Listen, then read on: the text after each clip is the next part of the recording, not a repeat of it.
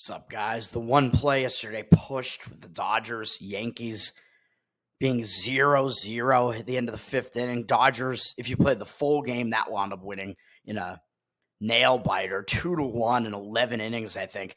Dodgers, I think the first 5 inning play should have gotten there as well. Yamamoto completely outpitched Poteet. I think Yamamoto went 7 scoreless innings in the game, and Poteet was out early into the fifth inning and walked 3 guys and only had 1 strikeout, and the Dodgers could not capitalize and translate that into any runs. That just sucks. But whatever, we move on to today. I'll talk about this NHL game. Oh shit, the Stanley Cup Finals are starting today. This is Edmonton at Florida. You know me, I'm not a fan of Florida, obviously. After what they did to my Bruins, it's almost like a Celtic pride movie reference there. After what you did to my Celtics, Lewis Scott, no way I'm rooting for Utah. There's no way that I'm rooting for Florida. However, I do lean that way in this game, unfortunately. I think Florida is the better team. They're being lined as the better team. They came out lined kind of short. Minus 127 was the opener, but now it's up to minus 143. So this point, I don't think you're getting that much of a bargain playing Florida anymore. 70% of the tickets on Florida. The public coming in on Florida as well. Public just, I don't know. I think they just don't believe in Edmonton either, which maybe that will help Edmonton to some extent. If the public also thinks that Florida is going to win, Edmonton will be taking on like the underdog role and may play with a little chip on their shoulder, maybe. But Florida, I think they're going to win this series, and I think they're going to win game 1. They have the experience. They were here last year. They were in the finals last year and lost to Vegas. So they have the experience factor, and which does matter at this point. Like, they have been here and done this before. So I think that looms large over this series. Florida has 81% of the cash on them, along with the 70% of the tickets. So more of the cash than the tickets, which we can kind of see is pretty evident with the fact that the line has moved way up on Florida. Florida is the only side that I would play in this one, but you might have to get creative if you don't want to lay the minus 143. There may be some other ways to play this one, like Florida's team total over the amount of goals or something to that effect, because Florida does score a lot. Edmonton, the one thing that they lack is defense and goaltending, basically. Edmonton can certainly score. So that is the case there. Although both of these teams have been off for so long, you might actually see some decent defense in a game 1 of a series like this and see maybe some kind of rusty offense for a little bit early in this game. Expect probably a decent amount of shots coming in. The total on this game is down from 5.5 juice to the over to 5.5 slightly juice less to the over. So it's gone down a little bit. 73% of tickets on the over, but only 63% of the cash. So it does look like there maybe is a little bit of money coming in on the under in this one, which I don't necessarily disagree with that either, but I think that's a little bit more dicey to play an under, even though I expect intense defense here, it being a rested game for both teams here. Both teams coming in rested. First game, you're going to get like intense defense and kind of like a feeling out process, but I still wouldn't want to be on an under really in any game in this series where both of these teams have such an ability to score and take so many shots. So I think Florida, the side, is the strongest way to play that game. It's just, like I said, the value might not be there anymore.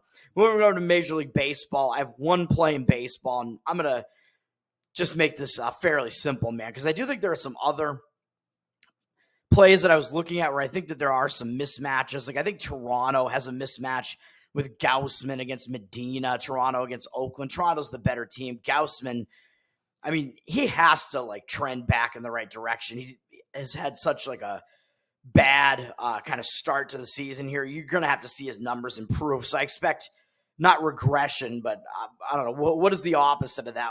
I expect like him to kind of move back towards the mean as far as like how good he is. And I don't think he's that bad against Oakland's hitters either. Although I haven't looked, maybe his stats actually aren't that great against Oakland, but I would still trust Gaussman. Yeah, actually, I don't think they are, but I would still trust him over Medina, who's very unproven. Only has like 1 season under his belt so far, and his numbers just haven't been good, although Toronto's hitters haven't seen him. But Toronto's a minus 155 road favorite. It's not really something I really am interested in laying, but they do have 81% of the cash, but 53% of the tickets on the other side on Oakland. So Oakland actually getting some of the public action, which is crazy. Oakland won last night against the Jays 2-1. So it is kind of a bounce back spot for Toronto. Toronto might be pissed off after that. And Oakland used 3 relief pitchers in the game. So whereas Toronto only used 1. So I do have a lean that way in that one. I do also think that Milwaukee kind of has a mismatch here with them having used fewer of their relief pitchers yesterday, although they won in a blowout against Detroit. So Detroit may be in a little bit of a bounce back spot, but Milwaukee has Freddie Peralta pitching. He's totally dominated Detroit's hitters in his career in like a decent sized sample. He's probably the best starting pitcher in Milwaukee's rotation. Up against Casey Mize for Detroit, although Milwaukee's never seen him before. His stats just aren't really anything I really like. There isn't much to like about that, really. He's more of a back end of the rotation type of guy. So I think Peralta plus Milwaukee actually having a bullpen edge because I think they have the better bullpen, but they also have the more rested bullpen. So I do like Milwaukee in that one. Milwaukee's up from minus 153 to minus 160, though. So laying a steep price. And Detroit is 51% of the tickets, but 71% of the cash on them, which looks a little strange to me. I don't know. Play I'm going to jump on here is going to be on the Cincinnati Reds. And I've kind of gone back and forth whether I want to do a full game or first 5 here, because the one drawback in playing a full game here is that Cincinnati did use more of their relief staff yesterday than the Cubs did. Cincinnati's already won the first 2 games in the series. So does that mean Cincinnati's going to get complacent? I would say no, because this is a huge matchup. I mean, you're playing against the Chicago Cubs. Like I don't think you're going to let up, even if you have won the first 2 games of the series. So I don't really see that being the case. I'm not sure that there's going to be like really much of a letdown. It wasn't really a dramatic finish yesterday, although Cincinnati only had 5 hits in the game and still won, scoring 3 runs. Actually, Chicago out-hit them 6-5, but Cincinnati won 3-2. Not a great sign if you want to come in and play Cincinnati, but I think the matchup kind of dictates this one, even though Chicago did only use 1 relief pitcher yesterday, Smiley, and only had to use him for 8 pitches. So their bullpen is basically completely clear. Cincinnati had to use some of their best relief pitchers to finish off the game yesterday after Lodolo had another pretty good start. He's been pitching pretty well. Cincinnati used some of the back end of their bullpen, but the guys they used in their bullpen yesterday don't even have good ERAs. So like Cincinnati's bullpen kind of struggles, man. So I don't know. What do we want to do about this? I think I'm still going to go full game on this, though, because part of this has to do with the fact that I think the Cubs are going to have to go to their bullpen earlier than Cincinnati is. And it's not like Cincinnati's relievers they used yesterday are guys that you really necessarily want in there, even though they used Diaz as their closer. His ERA is bad, and they used Wilson, who's one of their holdmen. His ERA is bad, and they used Martinez, who I consider to be a little bit more of a long relief man, really. But I'll still go full game on this one. On the Cincinnati Reds, I do like the starting pitching matchup, but I think part of this is going to be that I expect the Cubs to have to go to their bullpen earlier, which I think is going to kind of make the bullpen situation kind of a wash, and you kind of want to include that as part of the handicap here. It does look like Cincinnati's down from minus 130 to minus 117, so you're getting a pretty cheap price on them. But I don't know if that line movement is really actually accurate, because we see 70% of the tickets on the public Cubs and 67% of the cash. So even though Cincinnati's won first 2 games of the series and they now have the same record as the Cubs, the public is still not buying it, and the public is still coming in on the Cubs, knowing that the Cubs, I mean, they probably are the better team. I mean, they're being lined as the slightly better team or having the slight edge in this matchup, although I actually don't think that they do have the slight edge in this matchup. But we see them being public. The public, I mean, the Cubs have the bigger market. They have the name recognition. We see the public coming in on the Cubs more than the amount of cash is coming in on the Cubs here. So the market read is kind of a good sign here, a good indicator. And then starting pitching matchup, I think, is where this all happens here. You got Ben Brown pitching for the Cubs. His numbers are good this season, a 3.33 ERA and 1.09 whip. Yeah, that is good for sure. 61 strikeouts and 51 1/3. That is all good too, and only 38 hits allowed. That's all good as well. 18 walks, not terrible. But let's look at what he's been doing during the season, man. He has had some games where I believe he pitched out of the bullpen in some of these games because, yeah, he's had 7 starts and 7 relief appearances. So it's kind of all over the place. And when you have relief appearances, that tends to jack up your strikeout rate a little bit. Like you tend to get more strikeouts when you're well rested and you come into a game like early on when you come into a game. So relief pitchers tend to have better like strikeouts per 9 or whatever. So I think that is somewhat of a factor here with Brown's numbers. And you tend to potentially allow fewer hits as well, because again, when you're a relief pitcher, you get in there, you have like your best stuff for the time that you're in there, and then you get taken out. Whereas the starter, you tend to wane a little bit and you get fatigued a little bit. And looking at the games that he started, he's only thrown more than 5 innings twice this season.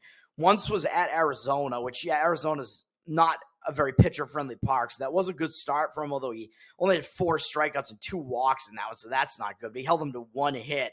And then at Milwaukee, the toughest lineup that he faced, or besides the Braves, I guess, he actually did really well in that one. 7 innings shutout. And 7-inning no-hit performance in that one with 10 strikeouts. So that was his like best performance. But other than that, looking at his starts, man, he's gone. I think that opening one against Texas was a start, 1 2/3. Then he went 4 2/3. The 6 against Arizona. Then some of these might have been relief appearances. Then he has 3 2/3, 4 2/3, 3 2/3. And then the 7 against Milwaukee, 4 against the Braves. And then in his last start, 5 innings against these exact Cincinnati Reds. So this is going to factor into my handicap too, man. So Brown, I don't trust him to go deep into these games, man. He's only been able to surpass the 5-inning threshold twice all season, although it's only in 7 starts. But still, that's still not a good ratio that you're going fewer than 5 innings in more than half of your starts. That's not good. 4 out of the 7, that's been the case. He hasn't even completed 5 against the Cincinnati Reds overall. And a lot of this happened in his most recent game against the Reds. They're 6 for 18 off him with a double, 1 home run, 5 RBIs, 6-1 strikeout walk ratio, a 333 batting average, and 924 OPS.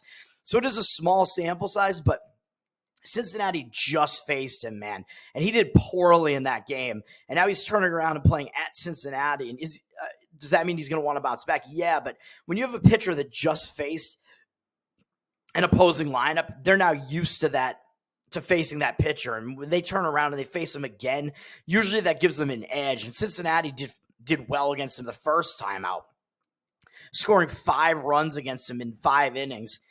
6 hits, a walk, so he put too many men on base, too. He did have 6 strikeouts, as I pointed out, but it was not a good performance from Brown.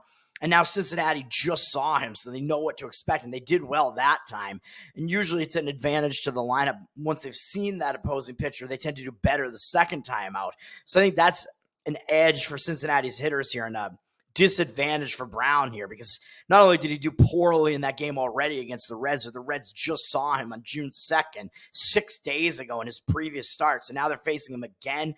I think that's a bit of an edge to Cincinnati, and that edge doesn't exist on the side of Cincinnati starter Andrew Abbott, who is maybe Cincinnati's best starter. He's one of their 2 best starters between him and Hunter Green. I do like Hunter Green a lot.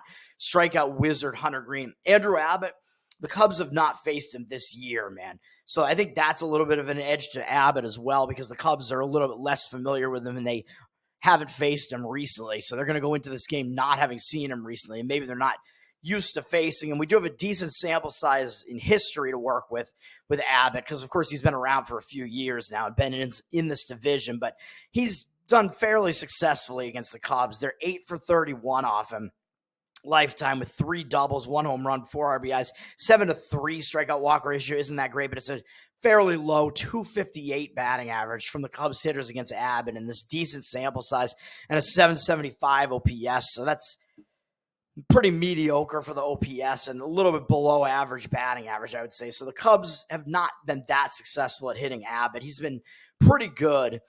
Abbott this season has been good as well. 3.39 ERA, 1.14 whip. And like I said, people like the recreational bettors might come in and see, oh, Brown actually has the slightly better numbers, a slightly lower ERA and whip, and he does have a better strikeout rate. Yeah, but like I said, he doesn't go that deep into games.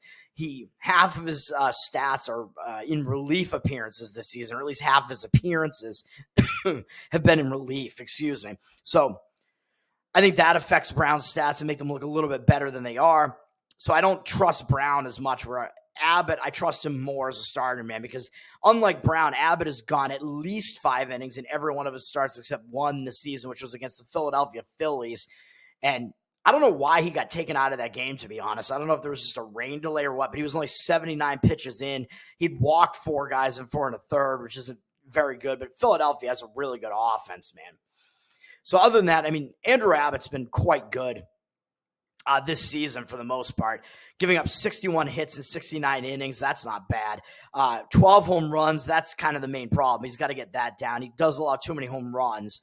But again, he pitches in Cincinnati. It is a home run ballpark. But of course, this game is also in Cincinnati. He's got 18 walks, which isn't that great, but 52 strikeouts. He's not like a huge strikeout guy coming in averaging well below 1 per inning there. But his strikeout walk numbers are fairly decent. Like, he has decent control. He is a control pitcher.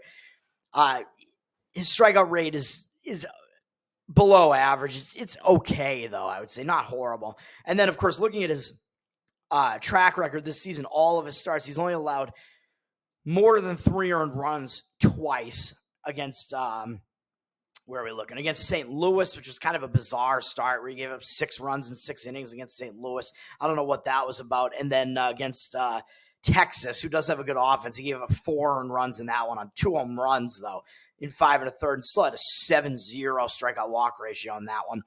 And then other than that, he allowed 3 earned runs in his most recent start, which was at Colorado, which is a very unfriendly pitching environment in Colorado there. And he still only allowed 3 runs in a pretty good start, a 6-inning start in that one. He's got at least 6 innings in all of his last 4 starts going back to May 15th. So that's good as well. So I expect him to go deeper into this game than Brown does, man, which I think can kind of take the bullpen advantage that it appears Chicago has kind of out of play a little bit, just because I think Chicago's going to have to go to their bullpen earlier. Abbott has the better numbers than Brown does against the opposing hitters here. Abbott is the pitcher that hasn't been seen recently by the opposing hitters, whereas Brown was just seen by the Reds. So I think that's a disadvantage for Brown.